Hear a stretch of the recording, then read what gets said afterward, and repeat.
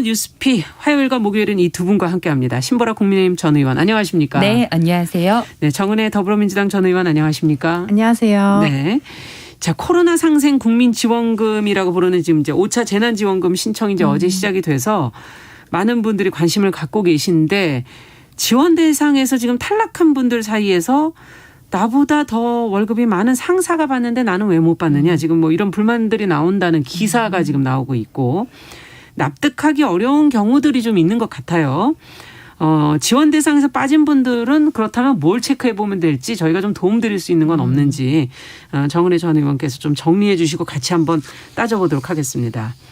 네, 그 소득 하위 88%에게 1인당 25만 원을 주는 5차 재난금 지급이 어제부터 시작됐죠. 네. 그래서 지급 대상에서 탈락한 가구들의 불만이 터져나오고 있습니다.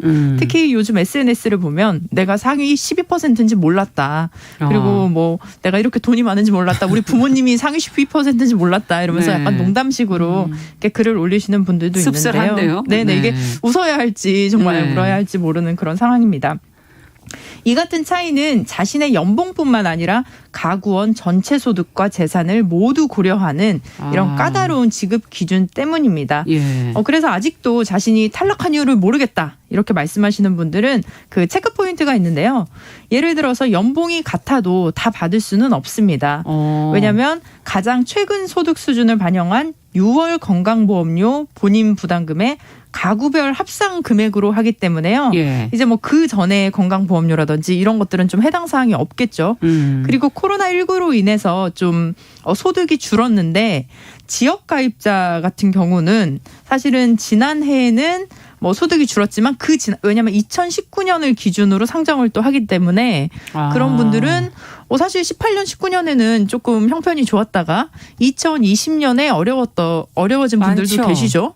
그런 분들은 또 지급에서 또 제외가 될 수도 있어서 네. 이런 분들은 특히 다시 말씀드리면 지역가입자인 자영업자입니다. 그래서 6월 건보료가 2019년에 신고한 종합소득세를 기준으로 책정되어 있기 때문에 네. 이 부분은 사실은 이의 신청을 할 수 있습니다. 그래서 있어요? 예. 네네, 국민권익위원회에 신청을 할 수 있는데요. 한 11월 12일까지 국민신문고 홈페이지에서 이의 신청을 접수받을 수 있습니다. 네. 홈페이지를 통해서 하셔도 되고 국번 없이 110번으로 이제 하실 수 있습니다. 네. 그리고 지금 좀 너무 안타까운 사연들이 너무 많아서 그러니까요. 제가 다 나열하기는 어려운데 뭐 한 가지만 더 말씀을 드리면 혼자 살고 있더라도 소득이 없으면 부모의 지급 기준을 따라야 합니다. 그러니까 사실 혼자 살고 있기 때문에 어떻게 보면 독립세대 아닌가요? 그렇게 네네, 되면? 그렇게 되는데 피부양자인 배우자와 자식은 주소가 달라도 한 가구로 보기 때문이라고 합니다. 그래서 학업 때문에 집에 나와서 혼자 사는 대학생이 있는데요. 네. 소득이 없죠. 그래서 예. 1인 가구 지급 기준에 충분히 들어가서 지원금을 받을 수 있을 줄 알고 뭐 어디에 신청을 쓸까 해보려고 했는데. 고민했는데 네. 부모 소득이 또 재산이 3인 가족 기준을 넘으면서 지급 대상에서 빠졌습니다. 그리고 사실 제일 좀 안타까운 경우는 어떻게 보면 이제 친구들과 같이 살고 있었어요. 네. 근데 친구들과 같이 살다가 이제 혼자 독립해서 인근 아파트로 이사를 왔는데 이게 굉장히 최근의 일입니다. 그리고 자신은 1인 가구 지급 기준인 5,800만 원보다 적은 연봉을 받고 있지만 지급 대상에 포함되지 않는다. 왜냐하면 그 친구들과 같이 살았던 그 시점을 기준으로 지급 대상이 되었기 때문이죠. 그러니까 친구 3명이 다 경제활동을 했고 그렇게 됐을 때는 가족 아니잖아요. 네네. 근데도 또 거기에는 친구가 포함이 되나요? 네네. 동생 둘과 같이 동생 둘이랑 가족이. 친구랑 같이 살았다고 합니다. 그렇군요. 네네. 가족이 있기 때문에. 네네. 더 해주실 체크할 게 더 있나요? 네, 그래서 이 부분에 대해서 굉장히 좀 복잡하기도 하고요. 그래서 가장 중요한 것은 본인이 아닌데 왜 내가 대상이 안 되었을까? 지급 기준이 되는데 이런 경우는 저는 이의 신청을 분명히 하셔서 본인이 그것을 철저하게 좀 확인을 해봐야 되지 않을까라고 그러네요. 생각을 합니다. 예, 국민권익위 국민신문고와 110 번호로 이의 신청하실 수 있다는 거 알려드리고 자 어떻게 보십니까 신보라 의원께서는 지금 네, 우선 이제 재정 여건상 여야 그다음에 이제 정부 측의 여러 조율을 통해서 실은 원래 원안은 80% 지원에 28만 원씩이었다가 그렇죠. 금액을 낮추고 범위를 좀 넓히고 넓혔죠. 이렇게 네. 해서 좀 지급이 됐는데요. 지금 우리가 생각하는 상식적인 어떤 선에서의 고액 연봉, 그다음에 고액의 금융소득 자산, 네. 그다음에 고가의 부동산 자산 이런 네. 부분들이 우선 좀 걸러지기는 하는 기준이긴 합니다. 네. 하지만 이의 신청이 있는 곳은 여기에서 조금 애매한 구간들인 거죠. 그리고 또 말씀하신 것처럼 2019년 소득이 반영이 되다 보니까 그러네요. 코로나19로 인해서 타격받은 자영업이나 그 종사자분들, 사용자분들은 이 부분에서 좀 배제된 게 있어서 그렇죠. 이런 불합리한 측면에서의 이의 신청은 숫자가 굉장히 많을 것으로 정부도 좀 추산은 하고 있는 것 같습니다. 네. 그래서 적극적인 이의 신청을 하셔서 자신의 혜택을 좀 받으실 그렇죠. 수 있는 부분들을 충분히 받으셨으면 좋겠다고 생각이 들고요. 네. 지금 이제 그 12%의 컷오프 기준으로 보면 1차적으로는 본인 부담 건강보험료 기준을 충족을 해야 되고요. 네. 그다음에 재산세로는 과세 표준이 9억 원을 초과하고 예. 그 이자나 배당 같은 금융소득은 2천만 원을 초과하면 이제 컷오프가 됩니다. 네. 이제 배제가 된다는 거죠. 네. 근데 이게 외벌이냐 맞벌이냐라고 하는 기준, 그다음 1인 가구냐 2인 가구냐 3인 가구냐 그렇죠. 4인 가구냐, 그다음에 예. 이제 건강보험료가 부과가 어느 정도 액수냐, 거기에 금융소득은 있냐, 부동산 자산은 있냐, 그렇죠. 이런 것들을 이제 종합적으로 하다 보니까 이게 나는 분명 받아야 될 것 같아 왜 나는 못 받지?라고 네. 하는 여러 문제들이 지금 생기고 그리고 있는 것 한 같아요. 가지 기준만 보면 해당이 된다고 생각하면 네, 또 그렇게 생각하실 수가 있겠네요. 네, 예. 연봉, 가구원 전체 소득, 네. 재산 모두를 지금 고려한 이제 까다로운 지급 기준 때문에 이러한 문제들이 좀 발생을 하고 있고요. 네. 특히 이제 컷오프 기준 그 12%는 가구원 수끼리의 구조에서 만들어지는 거예요. 예컨대 1인 가구는 1인 가구들끼리 묶어서 1인 가구 중에 12%. 네. 그리고 4인 가구면 4인 가구 안에서. 중에 12%. 그러면 뭐 예를 들면 5인 가구 그럼 5인 가구는 적으니까 그쪽은 어차피 그건 4인 가구 이상의 이상해서. 범주에 다 같이 포함되는군요. 포함되는데요. 예. 그렇기 때문에 뭐 비슷한 뭐 1인 가구나 뭐 2인 4인 가구 여다 예. 하더라도 그 연봉 산정에 있어서는 1인 가구에서 12%와 2인 가구에서 다를 수가 12%는 다를 있겠네요. 수 있죠. 네. 그렇기 때문에도 더 지금 차이가 혼란스럽군요. 발생될 수 있다. 네. 네. 그리고 지금 직장 가입자 기준으로는요. 네. 1인 가구 그 건보료 1인 가구는 17만 원 기준이고요. 네. 2인 가구는 20만 원. 예. 4인 가구는 31만 원. 예. 그다음에 이렇게 지금 되어 있는데 이 4인 가구 이상이면요. 근데 1인 가구는 그 특례가 생겨서 조건이 좀 대폭 완화된 겁니다. 네. 근데 1인 가구는 17만 원인데 2인 가구는 20만 원이다 보니까 1인 가구는 일정 정도 혜택을 본 건데 네. 상대적으로 2인 가구는 이제 기준인 자체가 조금 낮아서 2인 가구 맞벌이는 상대적으로 재난지원금을 받지 못하게 되는 경우도 있을 수 있습니다. 네. 그래서 여러 가지군요, 지금. 네, 그래서 이런 좀 혼란들이 좀 굉장히 크다. 그래서 아무래도 또 4인 가족 최대 100만 원이잖아요. 네. 그러니까 받는 가구와 받지 않는 가구의 격차가 굉장히 좀 크게 느껴질 수 있고 1인당 25만 원이기 예, 때문에. 그 4인 가족 최대 액수는 100만 받을 수 있는 게 100만 원이죠. 예. 그래서 2인 너는 가구는 받냐, 50만 원. 네. 나는 안 받냐 이렇게 물어보게 됐는데 그게 좀 서로 간의 불편함을 야기하는 경우도 있는 것 같습니다. 네. 그래서 원래 1차 재난지원금 같은 경우는 그때도 전국민이었죠. 이제 선별지급일 처음 얘기했다가 줄 거면 차라리 다 주자 예. 해서 이렇게 했었는데 지금이 이제 5차 재난지원금이거든요. 그렇죠. 그러다 보니까 이제 정부 차원에선 재정 준칙이라고 하는 기본적인 원칙도 있고 예. 어제 홍남기 부총리와 뭐 고민정 의원이 그 예. 국회 예산결산특별위원회에서 지금 국간이 계속해서 비어가고 있다. 네. 그리고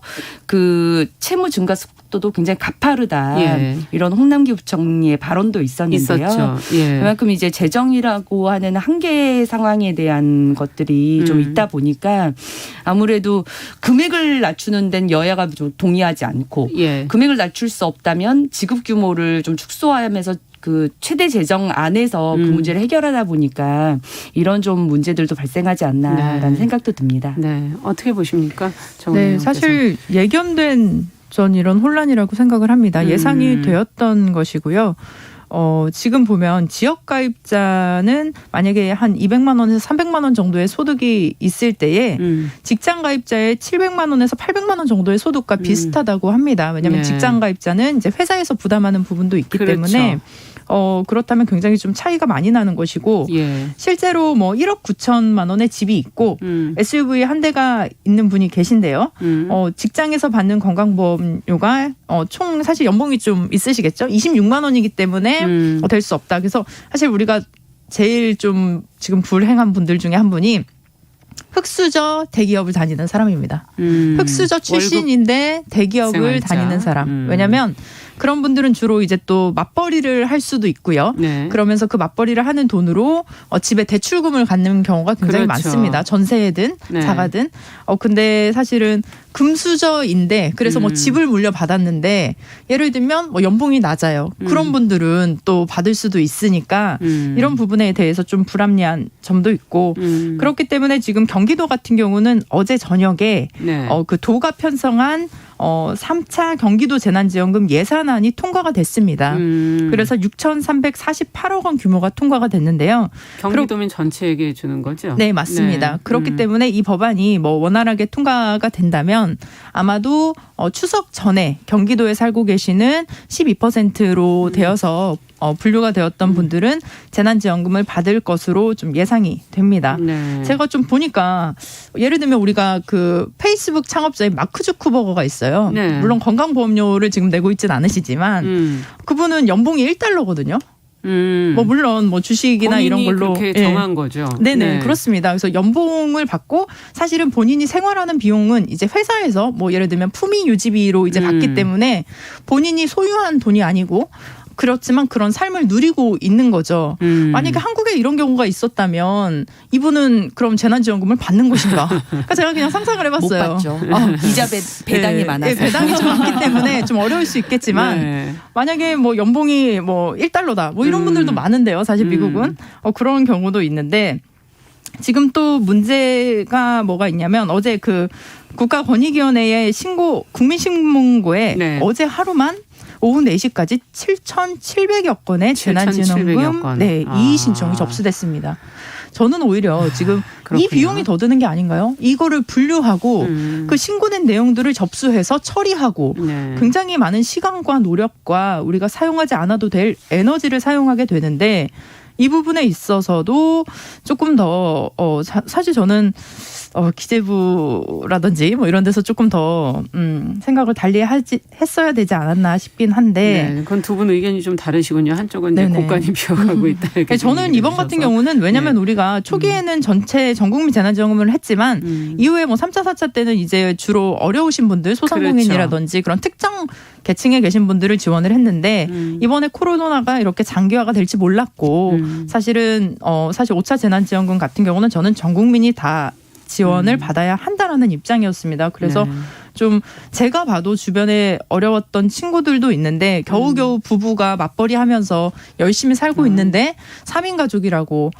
혜택을 받지 못하거나 그 대출금을 갖고 있는 그런 분들 이런 분들이 조금 기대를 하셨다가 실망하시는 경우들이 많아서 이 부분들은 좀 정부에서 저는 조금 특히 또 추석을 앞두고 우리가 보면 이제 뭐 가족이라든지 이웃도 만날 계획도 세우고 그러고 있는 분들도 많은데 저는 사실은 지금이라도 늦지 않았으니까 그 남은 12% 분들에게 동일하게 지급을 하고 만약에 정말 자기가 소득이 많아서 나는 안 받아도 된다 하시는 분들은 신청을 안 하시면 됩니다. 사실은 올해까지도 신청을 1차 때 그렇게 네, 맞습니다. 자발적으로 신청 안 하게끔 했었죠. 그리고 모르겠어요. 저는 오히려 신청을 해서 왜냐하면 이 지금 재난지원금 같은 경우는 자신이 속한 지역에서 사용을 할 수 있습니다. 그렇기 때문에 지역의 소상공인 분들의 어떤 그런 매출을 늘리는 데도 기여를 할 수 있지 않을까라고 생각을 해봅니다.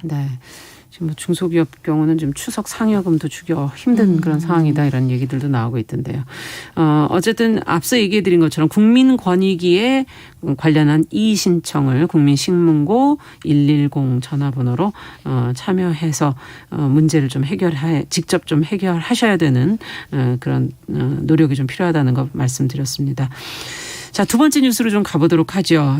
앞으로 비혼 1인 가구도 친양자를 입양할 수 있도록 지금 법무부가 민법 개정을 추진하기로 했다라는 보도가 나왔는데 그냥 입양과 친양자 입양 이게 다르다고 하는데 어떻게 다른 것인지 이 내용도 좀 들여다보도록 하겠습니다. 신보라 전 의원께서 좀 정리해 주시죠.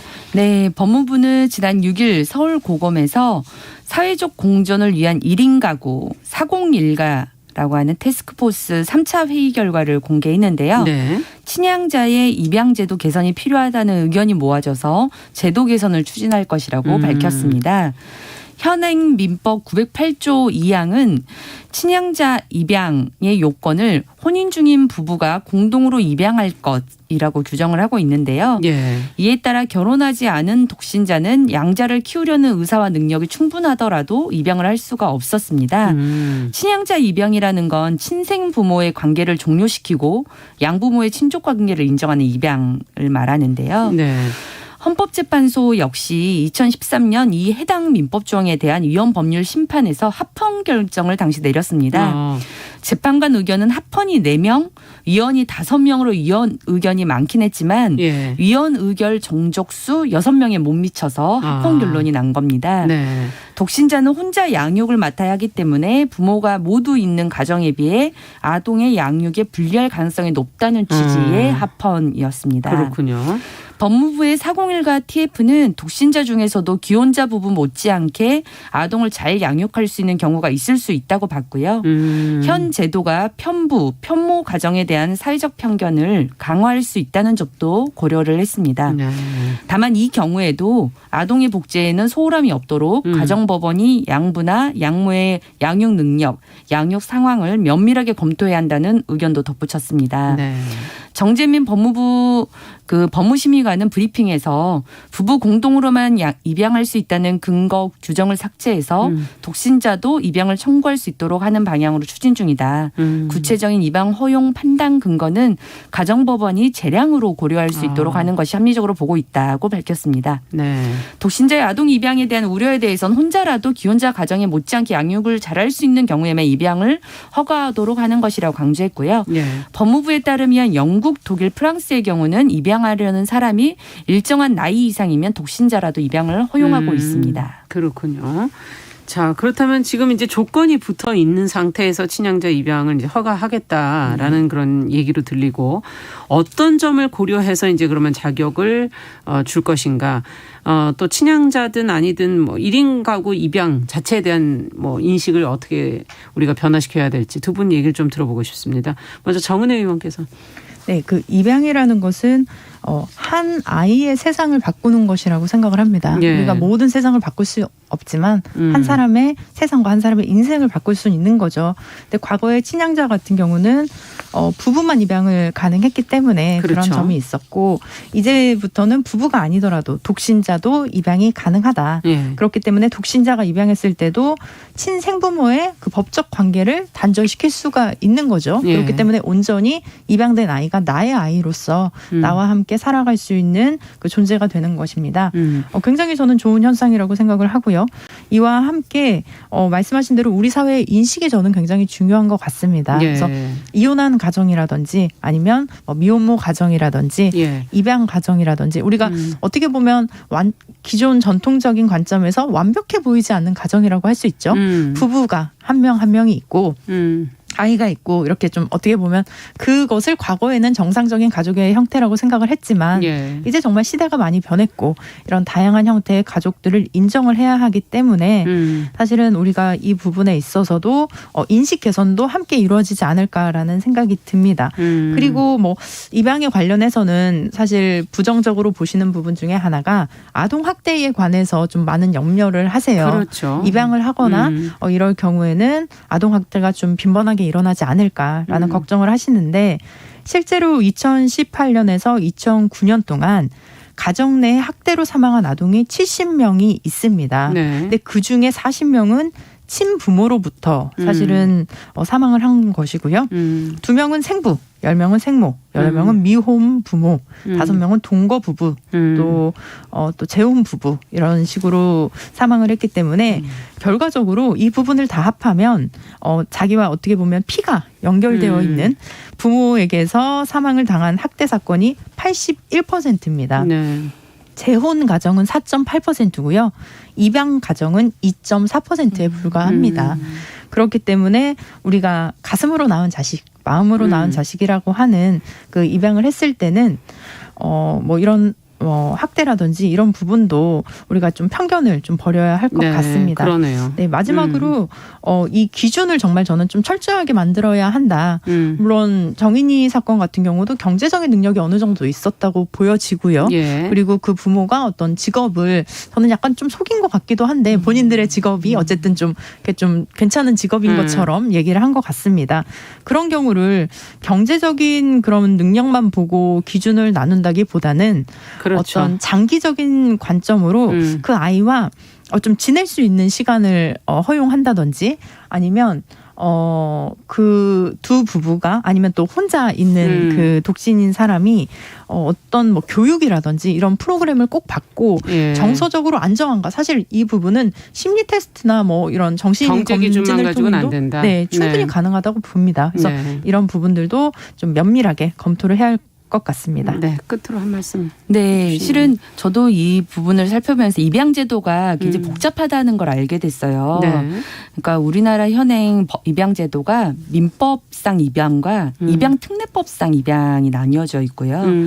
민법상으로도 일반 입양과 친양자 입양이 나뉘어져 그게 복잡하군요. 있고요. 네. 네, 민법상 일반 입양은 우리가 예컨대 과거에 혈연적으로 그 친자관계 없는 사람들이 말하자면 그 법적으로만 그런 입양으로 올려놨을 때. 네. 그렇죠. 호적에만 이렇게 올려놓은 등재된다라고 하는 것처럼 그런 입양이 있었고 이제 친양자 입양은 이제 부부관계에 있는 사람들만 가족만 입양을 할 수 있게끔 되어 있었고요.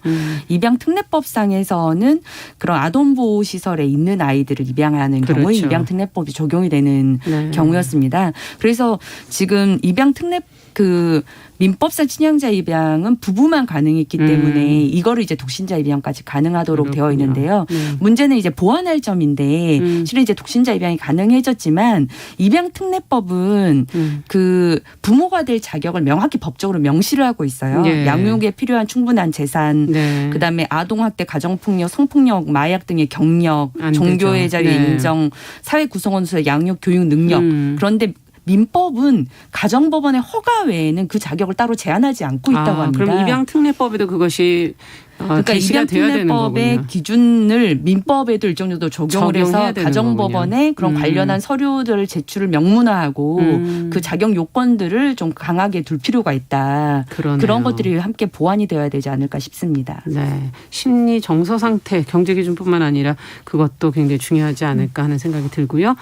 저 뉴스픽 끝나기 전에 지금 속보가 하나 들어와 있군요. 아프리카 돼지열병 관련 재난 상황입니다. 집중호우 영향으로 아프리카 돼지열병 오염원이 혹시 농장 내 유입 가능성이 높기 때문에 경기, 강원, 충북, 경북, 양돈 논장에서는 지금 외출 자제, 배수로 정비, 내부 소독 등을 좀 해 주십사. 기본 방역 수칙을 좀 지켜 주십사. 당부 말씀을 드립니다.